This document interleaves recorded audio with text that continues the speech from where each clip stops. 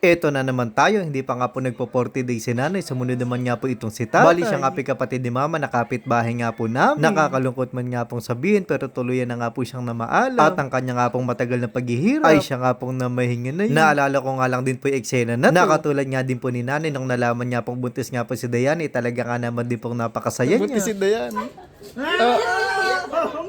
Ngayon, Sino? trinay lang namin. Yung ano, buwan. Nagdalawang guhit.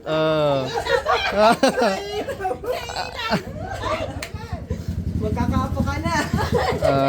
At ayun nga, ito nga po yung kwento. Bali, alas 6 nga po ng gabi, galing nga po si mama sa labas at may dala-dala nga pong itlog. At pagkalagay niya nga po sa lamesa, dumiretso naman nga po siya sa kwarto. Binuksan yung Durabox at kinuha nga po yung cellphone. Matyaga naman din dahil habang nga po nagsiselfone, nakatayo lang. Maya-maya lang din, nakarinig na nga po siya ng napakalalakas na hagulgul.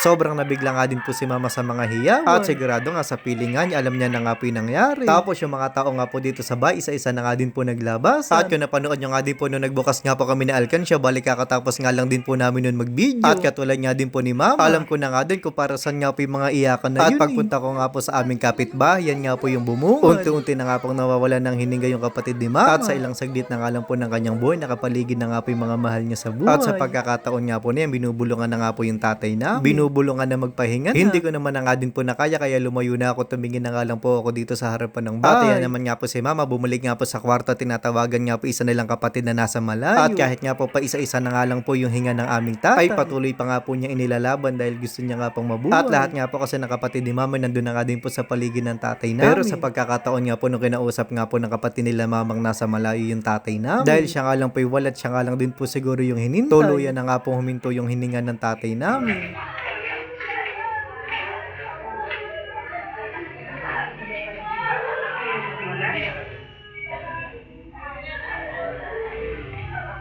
Ayoko na nga din po makisali sa mga iyakan, kaya nung nakita ko nga pong tuluyan ng namaalam yung aming tatay, ay umalis na nga po ako doon at umuwi na nga po muna saglit. At syempre ano pa nga ba, nag-emote-emote sa kwarto at inalala ang mga alaala ng tatay namin.